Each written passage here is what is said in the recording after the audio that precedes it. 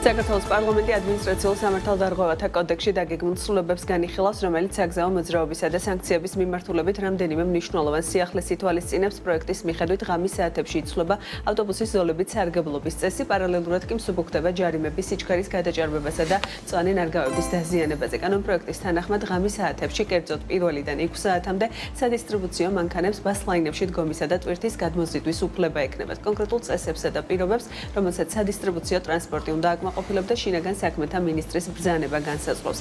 იურიდიულ საკითხთა კომიტეტის თავმჯდომარის არჩილ გორდულაძის განმარტებით აღნიშნული ინიციატივა ქალაქში საცობების განტვირთვას ისახავს მისნად. რამდენად უპასუხებს სექტორის წინაშე არსებულ გამოწვევებს კანონპროექტი, თემაზე სასაუბროდ დისტრიბუტორთა ბიზნეს ასოციაციის თავმჯდომარე ლაშა რიჟამაძე გვერდდება სტუდიაში. ლაშა, დილამშვიდობისა. მადლობა თქვენი დროისთვის. პირველ რიგში დისტრიბუცია არ მუშაობს ღამის საათებში, შესაბამისად 1-დან 6 საათამდე შესაძლებლობა რომ ბას-ლაინებში ეროს, რა შეცვლის რეალურად სექტორში. მოგესალმებით, მე ვესალმებ მაყურებელს. საერთოდ რატომ გაჩნდა იდეა, ან ვისი მხრიდან იყო დაყენებული, ესეც საინტერესოა, რომ რაღაც შედეგისთვის ალბათ მინიმუმ იმ სამუშაო საათებს უნდა ვერგებოდეთ, რა მიმართულებითაც მუშაობს. კი ბატონო, ის თუ რაოდენ რთულად არის სადისტრიბუციო სექტორისთვის, ადგილობრივი მწარმოებლებისთვის, ლოგისტიკის კუთხით, დედაქალაქის მასშტაბზე საკითხი ეს საზოგადოებისთვის და ყველა მსმენელისთვის, რა თქმა უნდა, ცნობილია და არაერთი ნაბიჯია გადასადგმელი იმისთვის, რომ ეს პრობლემები ეტაპობრივად გადაიჭრას მათი ნაწილი მაინც. პირველ რიგში აღნიშნავთ ამ რეგულაციასთან, ამ ცვლილებასთან დაკავშირებით შემდეგს, რომ სადისტრიბუციო კომპანიათა უმრავლესობა, ანუ 98% საერთოდ აღნიშნულ საათებში მიწოდებას არ ახორციელებს პროდუქციის არც საცალო ვაჭრობის ქსელურ ობიექტებისთვის, ანუ მარკეტებისთვის და არც სხვა კაფე, რესტორანი, ბარი, სასტუმრო და ასე შემდგომ. ფიზიკურად არ არსებობს პროდუქციის მიმღები ძირითად შემთხვევაში, რომელმაც შეიძლება ამ დროს მიიღოს პროდუქცია. ამასთან უნდა აღინიშნოს ისიც, რომ რეალურად დროის ამ ინტერვალში 1-დან 6 საათამდე დედაქალაქის ტერიტორია ცარიელია და გადაადგილების პრობლემა როგორც ესეთი არ დგას.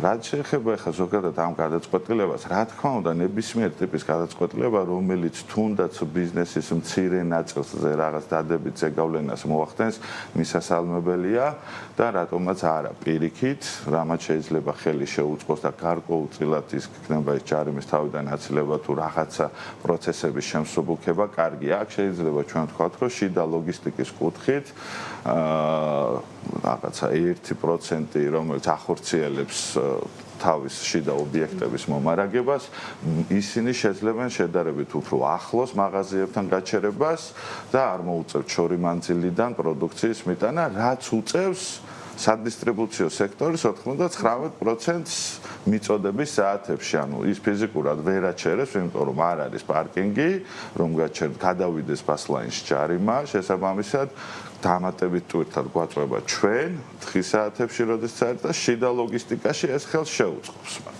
მაგრამ არა ჯამში არ გაუმჯობესებს ვითარებას, რაზეც ძალიან ბევრი წელია ვლაპარაკობთ, რომ ჯარიმების კუთხით დიდი პრობლემა აქვს სადისტრიბუციო სექტორს. რა არის ის წილი და რამე შეიცვალა თუ არა ჯარიმების პოლიტიკასთან მიმართებით? ეს არ ყოფილა ჩვენი სექტორის მოთხოვნა, ის რომელიც მნიშვნელოვნად შეიძლება გაგვეხილოს. ჩვენ თეორიულად დროის რამდენიმე წლის წინ, როდესაც ბას-ლაინების პოლიტიკა განავითარა და დაიწყო განვითარება დედაქალაქის მერიამ, მაშინ განვიხილავდით, რამდენად შესაძლებელი იყო ზოგადად სადისტრიბუციო სექტორს ესარგებლა ჩვეულებრივ დღის საათებზე იყო აქ საუბარი, მაგრამ არსებული დატვირთვიდან გამომდინარე, ბიზნესმენს ლოგიკურად შეხედა, რომ ფიზიკურად ვერ მოხდებოდა სადისტრიბუციო მანქანების დღის საათებში გადაადგილება და ეს მოთხოვნა აღარ გაგვეგრძელებია. ჩვენი უმთავრესი მოთხოვნა დღეს რაც სექტორს აქვს ამასთან მიმართებაში, გარდა იმისა, რომ პარკირების ადგილების სიმცირეა, გარდა იმისა, რომ გამოწერის ინტენსივობა გაიზარდა მნიშვნელოვნად და ჯარიმების მოცულობა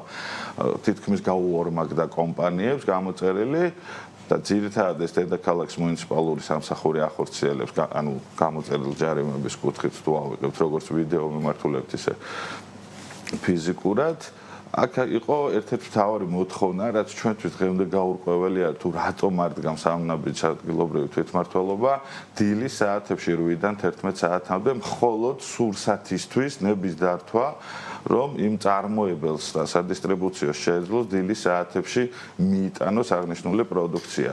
ჩვენ კიდევ ერთხელ აღვნიშნეთ, აი ხა ადრეც აღვნიშნეთ და კიდევ ერთხელ აღვნიშნოთ, რომ ეს მნიშვნელოვანი ფინანსური ტვირთად გარდაიქმნა კომპანიებისთვის და ალბათ თუ გადაწყვეტილებას ღებულობს რაიმე კუთხით ჩემს უბუქებისთვის საკანონმდებლო ორგანო და კიდევ ერთხელ ვამბობ, რომ მისასალმებელია ნებისმიერ ტიპის რაც შეამსუბუქებს ამ მიმართულებით ერთ-ერთი მნიშვნელოვანი ალბათ რეკომენდაცია რაც შეიძლება იყოს არის ის რომ გაბარიტულ სატრანსპორტ საშუალებებს დილის საათი საღამო საათი არ არის. თქვით იმისთვის რომ ფასები გაიაფრდეს და ალბათ თუ გაიაფრებულ პროდუქტებზე ვლაპარაკობთ. დამატებითი წნეხი მოვაცილოთ გარკვეულწილად და ჩვენ გადავუგზავნეთ ეკონომიკის სამინისტროსაც მაგალითად რამდენიმე კომპანიის დასაბუთებული საპრეზენტაციო ფაილი, მოდი ესე ვთქვათ, თუ რა ფინანსურ ტვირთს წარმოშობდა ეს მათთვის. აქ იყო ერთი კომპანიისთვის 4 მილიონი ნახევარი, მეორესთვის 3 მილიონი. ანუ ეს ყველაფერი საბოლოოდ ფასის წინაშე და ვერანაირი კალათა ვერ უშველის ამ ყველაფერს თუ რაღაც კონკრეტული გადაწყვეტები აქვს. რაიმე შეღავათი გვინდა, ალბათ ბეტონმზიდთან და საწვავთან ერთად დილის საათებში 8-დან 11 საათამდე სურსაც მხოლოდ რომ შეეძლოს გადაადგილება, ეს დადებითი იქნებოდა და ჩვენ შევთავაზეთ, რომ აღურიცხავდით კონკრეტული მანქანის სერიებით ყველა იმ სადისტრიბუციო კომპანიას, რომელიც სურსათის მიწოდებას ახორციელებდა, რომ მათზე პარკინგის ადგილებთან მიმართებით არის თუ არა რაიმე სიახლე და უკეთესობა ამასაც დიდი ხანია ითხოვს სექტორი.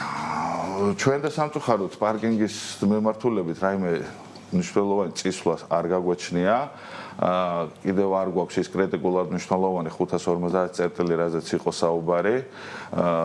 თავიდან, როდესაც დედაქალაქის მერია გაიზიარა ჩვენი პოზიცია და მიიღო გადაწყვეტილება და ეს გარკვეული დადებითი როლის თამაშებელია, რა თქმა უნდა, ამ მიმართულებით, მაგრამ ჩვენ და სამწუხაროდ მის განვითარება ისე ინტენსიურად აღარ გაგრძელდა, გვაქვს ცირემოცულობის, რომელიც ფიზიკურად ვერ აუდის იმ მოთხოვნის, რავი, ალბათ მეათედსაც კი რაც შეიძლება არსებობდეს დღეს კომპანიების მხრიდან და იმეც ვიტყოდით, რომ ამ მიმართულებით არა მარტო დედაქალაქის მერია, ყველა დიდი ქალაქი, სადაც ადმინისტრაციულ სახლის ზრდაზე არის თან მით უმეტეს საუბარი პარკირებასთან მიმართებაში და განსაკუთრებით პრობლემური ხდება ხო ეს დიდი ქალაქები ტურისტული ნაკადიდან გამომდინარე კიდევ უფრო ვიმედოვნებთ რომ მანდაც და ამასთან დაკავშირებით ასოციაცია მიმართა შესაბამის მუნიციპალიტეტებს სპეციალური საპარკინგო სერვისების გამოყოფის თაობას. მადლობა თქვენი დროისთვის. ლაშა რიჟამაძე, დისტრიბუტორთა ბიზნეს ასოციაციის თავმჯდომარე პასუხობდა ჩვენს კითხვებს.